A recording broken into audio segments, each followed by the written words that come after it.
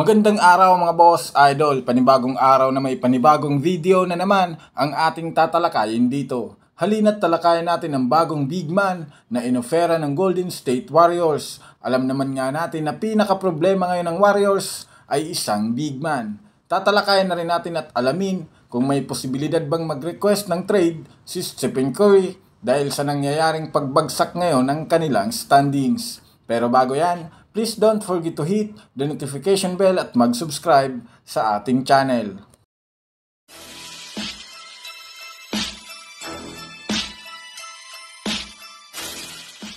Mga boss, idol, halina at unahin natin ngayon si Stephen Curry.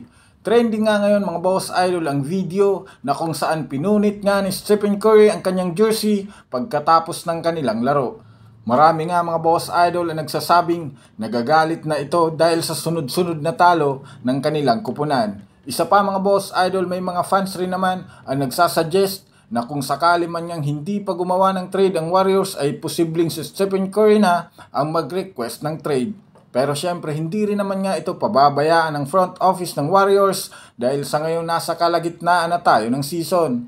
May listahan na nga ang Warriors ng mga big man na malaki ang tsansang makuha nila.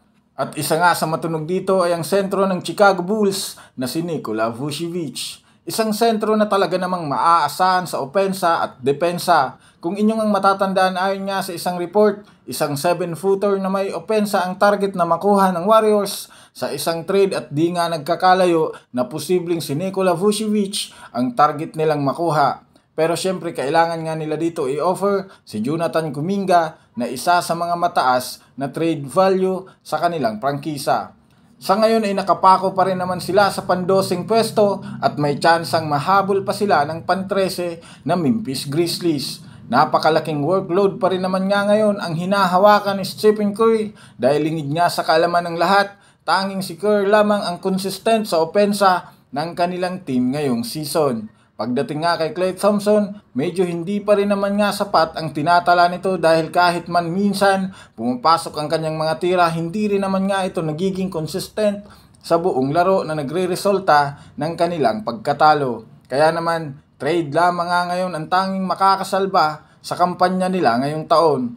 Ika nga nila habang hindi pa sila iniiwanan ng pang-10 at pang-11 na team sa standings, kailangan na nilang kumuha na tutulong kay Stephen Curry.